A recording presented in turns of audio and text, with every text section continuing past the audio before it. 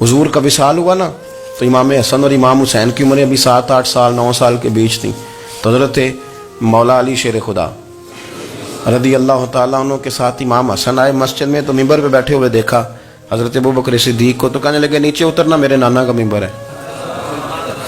बच्चों को बड़ी पहचान होती है ना अब्बा के कपड़ों की, से पता होता है कि ये मेरे नाना का है, ये मेरे, नीचे उतरो, ये मिंबर मेरे नाना का है। तो हज़रत अली मुर्तज़ा ने जल्दी से पकड़ा और पकड़ के फरमाया जरा हुसैन हसन ये क्या कह रहे हो? अब देखें ना बच्चा यहाँ किसी का शोर करे तो मैं आपको जुमा छोड़ के बच्चे की थोड़ी सुनूंगा। मैं कहूँगा कि भाई ठीक हो गया, बच्चे को ले जाओ, जरा इसे पीछे करो, जुमे के बाद बात करते हैं। लेकिन वो थे ना रसूलुल्लाह के नवासे, और हजरत अबू बकर सिद्दीक अजमत और शान को समझते थे। उन्होंने कहा नीचे उतरिए, मेरे नाने का मिंबर है। तो हजरत सिद्दीक एक बार नीचे उतर के खड़े हो गए। तो एक जुमला, बाकी बुजुर्गों ने भी बड़ा कुछ लिखा है, पर यहाँ एक बात शाह अब्दुल अजीज मुहद्दिस देलवी ने लिखी है। हजरत सिद्दीक एक बार रो पड़े, कहने लगे हसन अगर मिंबर तेरे नाना का है तो अबू बकर भी तो तेरे नाना का ही है ना, ये को बाहर से तो नहीं ना आया, ये भी तेरे नाना का है। तो हजरत इमाम हसन हंसने लगे, फरमाने लगे ठीक हो गया, बैठ जाए मिंबर पे, पढ़ाएं जुमा। समझ आ गई है बात की, पढ़ाएं जुमा। आपकी बात की मुझे समझ आ गई है कि अगर मिंबर नाना का है तो अबू बकर भी तो उन्हीं का है ना जनाब सिद्दीक अकबर। अपनी जिंदगी वफादारी के साथ, गुलामी के साथ, और अदब नहीं छोड़ा एक मिनट के लिए, एक सेकंड के लिए।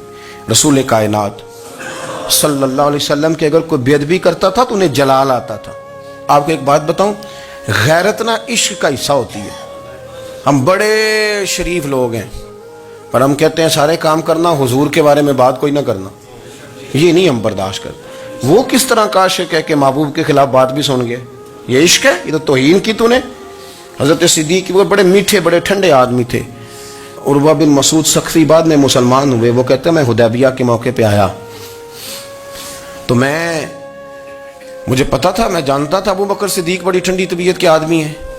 कहते हैं नबी पाक सल्लल्लाहु अलैहि वसल्लम के गिर्द ना मैंने हाला देखा गुलामों का, कोई हाथ बांधे खड़ा है, कोई पानी का कतरा लेने के लिए खड़ा है, कोई वुजू का बचा हुआ पानी लेने खड़ा है। तो चूंकि वो आए थे काफिरों की तरफ से, तो तनकीद करने वाले को कहानियां बड़ी मिल जाती। तो फौरन उर्वा बिन मसूद सख्फी कहने लगे ए मोहम्मद इब्न अब्दुल्लाह सल्लल्लाहु अलैहि वसल्लम आज ये आपके गिर्द खड़े हैं, पर जब तलवारें चमकेंगी तो दौड़ जाएंगे। तलवारों के सामने खड़ा होना आसान नहीं। तो हजरत सिद्दीक एक बार पीछे खड़े थे, नबी पाक ठंडे मिजाज के आदमी, पर बात हुई थी ना सरकार के बारे में, तो दौड़ के आगे आए और इतना सख्त जुमला कहा, कहने लगे जा जाके लातो मनात की शर्मगाह चाट, तू कहता है कि हम हुजूर को छोड़ जाएंगे? मैं नबी पाक के बाकी गुलामों की बात नहीं करता, तेरे पास जितने सूरमे है ना तू सारे लेके आ, और नबी पाक के दिफा के लिए सिर्फ अबू बकर की तलवार ही काफी है। तू ला, तेरे पास जितने सूरमे हैं ला मैदान पर, तू ला ना, तेरे पास जितने सूरमे हैं। तू कहता है ये दौड़ जाएंगे, फरमाया तूने अभी हमारा रुख देखा नहीं ना, तू आ ना जरा मैदान में, मैं तुझे अकेले को बताता हूं कि किस तरह हुजूर का दिफा किया जाता। और वह बिन मसूद सख्फी कहने लगे ये कौन है? देर के बाद मिले थे ना, ये कौन है? उन्होंने कहा ये अबू काफा के बेटे अबू बकर सिद्दीक हैं। तो वह बिन मसूद कहने लगे ये तो बड़ी ठंडी तबीयत का बंदा था। उन्होंने कहा ठंडा ही है, हम शरीफ बड़े हैं पर हुजूर के गुलामों के लिए, और अगर आए कोई शरीर, अगर कोई आए तो चलो किसी दरवेश की गल कर लेने। वो कहते हैं इट सिट ते पखड़ा कुआर गंदल, फिर असी और भी बूटियां जानने हैं, फिर हमें सारा पता है, फिर हमें ना सारे तरीके, इट सिट ते पखड़ा, फिर असी और भी बूटियां जानने हैं, फिर ना हम कर लेंगे हल, हमें वो हल करना भी आता है। लेकिन शरीफ उसके लिए जो रसूलुल्लाह का अदब करे, जो नबी पाक की। हजरत सिद्दीक अकबर मुअद्दब तरीन आदमी। कोई बंदा अगर बाहर से आता था ना हुजूर से मिलने, तो उसको पकड़ के कोने में ले जाते थे, कहते थे आप पहले मैं तुझे अदब सिखाऊं कि नबी पाक की बारगाह में जाना कैसे। हाँ मैं तुझे बताता हूँ, कहीं ऐसा ना हो तेरे अमाल जाया हो जाए। सांस भी आहिस्ता लेते थे। मस्जिद की सफाई करना, ड्यूटी करना, खिदमत करना, सारा कुछ करना, पर बैठते सबसे पीछे होके थे, सबसे पीछे होके। ये भी उनका ये एजाज था, पीछे हट के बैठना। कोई ऐसा काम ना करना जिससे लोगों को पता चले कि नहीं नंबर मेरा है। पीछे हट के बैठना, पीछे पीछे रहना, अपने वो शोहरत से बचने वाला पीछे पीछे रहता है और जी चाहता है सारी गज़लें उस जालिम के नाम करे। कुछ लोग होते हैं ना, वो पीछे पीछे होते हैं, कहते हैं नहीं नहीं मैं नहीं जी, ऐसा तो है ही कुछ नहीं। मेरे रसूल करीम अलैहिस्सलाम का अदब करना, हमने ना सारी ज़िंदगी सुना है कि अल-अम्रु फ़ौक़ल अदब, کہ جب حکم آ جائے تو پھر حکم ماننا ہے، ادب. اور اس بات پہ ہمارے طالب علم بڑے پکے ہیں. مرید آج کل کے اس مسئلے میں بڑے کہتے ہیں صاحب نے خود کہا ہے کہ خیر صلاح ہے.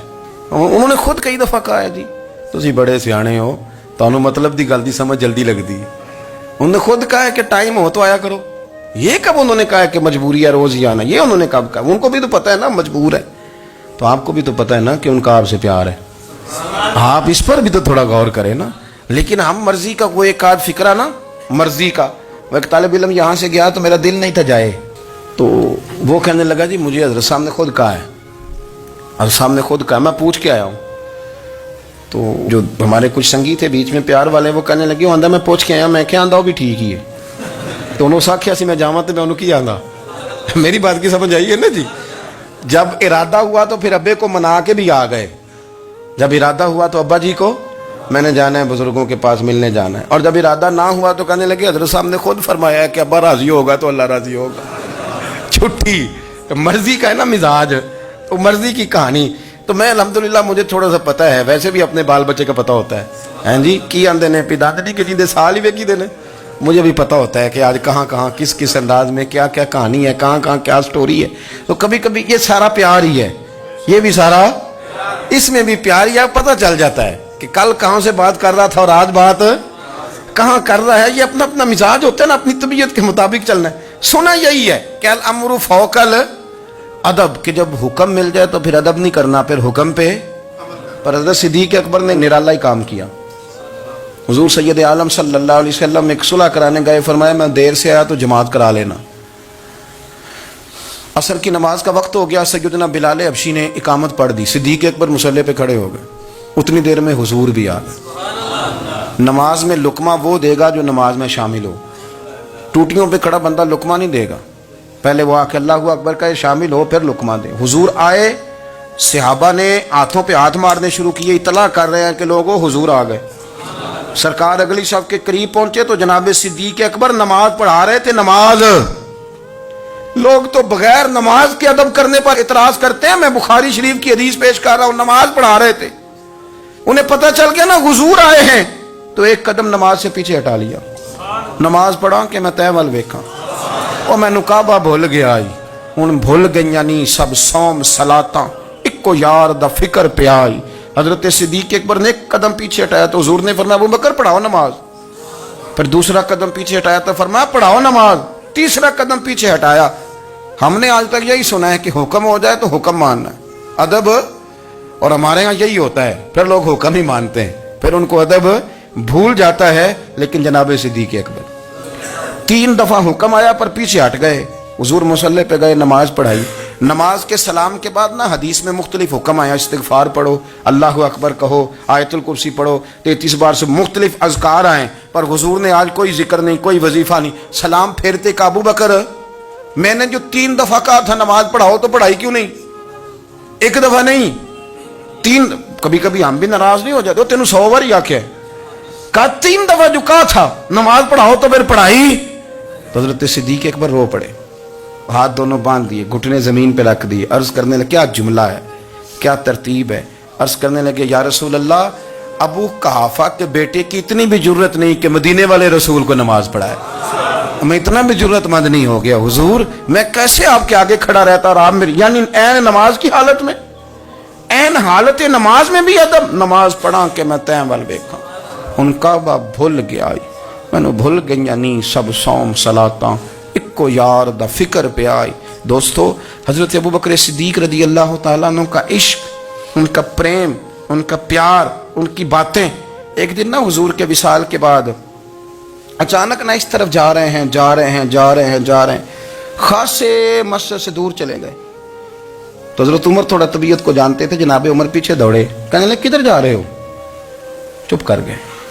کیا ہوا، کدھر جا رہے تھے؟ ابو بکر سیانے بندے ہو، امیر المومنین ہو، کہاں جا رہے؟ تو رو پڑے. کہنے لگے ایک دفعہ نا حضور سفر پہ گئے ہوئے تھے تو اس طرف سے واپس آ گئے تھے، تو مجھے خیال آیا شاید اس طرف سے آ نہ رہے ہوں. حضرت عمر رو پڑے. کہنے لگے ابو بکر اب تو حضور نے پردہ کر لیا، جنہاں دے دل بر جانی وچھڑن، کون روے پھر تھوڑا. سب روگاں دا روگ محمد جس دا نام. آپ ساری سیرت کی کتاب میں پڑھ لیں گے. ابو بکر صدیق کا وصال کس بیماری سے ہوا؟ لوگوں نے قول کیے ہیں کہ وہ سانپ کا زہر آ جاتا تھا، فلاں چیز تھی، لیکن کوئی بندہ وجہ تلاش کر سکا؟ کیا وجہ تھی وصال ہو گیا؟ کیا بیماری تھی؟ کیا تکلیف تھی؟ باقی وجوہات آپ کو ملیں گی. حضرت عثمان غنی شہید ہو گئے، حضرت عمر شہید ہو گئے، مولا علی، ابو بکر صدیق چلے گئے 63 سال کی عمر. وجہ کوئی نہیں بتائے گا. جب شدید بیمار ہوئے تو حضرت عمر فاروق نے ایک طبیب بلایا. وہ بڑا سیانا تھا. اس نے سارا چیک کیا تو نباز تھا. کہنے لگا یار کوئی بیماری تو سمجھ میں نہیں آتی. تو حضرت عمر تھوڑا سا جلال میں، یرانہ تھا نا، جلال میں کہنے لگے ابو بکر مسئلہ کیا ہے؟ دن بہ دن کمزور ہوتے جا رہے، نماز پڑھانے کھڑے ہوتے تو ٹانگیں کانپتی ہیں. مسئلہ بتائیں کیا ہے؟ طبیب اتنا بڑا ہے، یہ تو بندہ کا چہرہ دیکھ کے بیماری بتا دیتا ہے، اور یہ کہہ رہا ہے کوئی بیماری نہیں. تو حضرت صدیق ایک بار خاموش ہیں. پھر حضرت عمر کہنے لگے ہم سارے آپ کی وجہ سے چلتے ہیں، لوگ سارے پریشان ہیں، آپ حضور کے جانشین بتاتے کیوں نہیں؟ جب تیسری دفعہ کہا تو حضرت صدیق ایک بار کہنے لگے عمر زیادہ باتیں نہ کر، تجھے پتہ نہیں مجھے کیا بیماری ہے؟ نہیں پتا تو میں بتاؤں؟ نہیں پتا تجھے؟ بول. تو جناب عمر رو پڑے. کہنے لگے ابو بکر مجھے پتا ہے، آپ کا دیدار کے بغیر کام نہیں چلتا. وقت نا لمبا ہو گیا، چر ہو گیا، میں ترلے لیندیاں کدی موڑ میرے ول واگا، خواب میری وچ ایک وار دیاں میں ساری عمر نہ جاگا. مجھے پتہ ہے آپ کے مرض کا، پر ابو بکر امت کو ضرورت بھی تو ہے نا. تو حضرت صدیق ایک بار کہنے لگے بس ہو گئی ہے، اب میری وصیت یاد رکھنا، جب میں دنیا سے جاؤں تو اٹھا کے میرا جنازہ قبر رسول پہ لے جانا، اور پہلے پوچھ لینا کہ ابو بکر حاضر ہے، اجازت ہو تو مجھے دفن کر دینا، ورنہ جنت البقیع میں. تو لوگ کہتے ہیں ابھی جنازہ ہی رکھا ہی تھا کہ دروازہ اندر سے خود بخود کھل گیا، اور آواز آئی اب دیر نہ کرو، محبوب کو محبوب کے ساتھ ملا دو. پانی پر میں سہیلیاں رنگا رنگ کڑے، اسی پریا اس دا جانی ہے جس دا. میں نے شروع میں ایک بات کی تھی کہ اپنی خواہشات کو نا حضور کا غلام بنا دیں، سوچیں سمجھیں کہیں وہ لفظ جو مدینے والے رسول کو پسند ہیں، پھر دیکھنا مسلمان ہونے کا مزہ آئے گا، پھر ذائقہ نصیب ہوگا. اللہ ان کے درجات بلند فرمائے. آخر دعوانا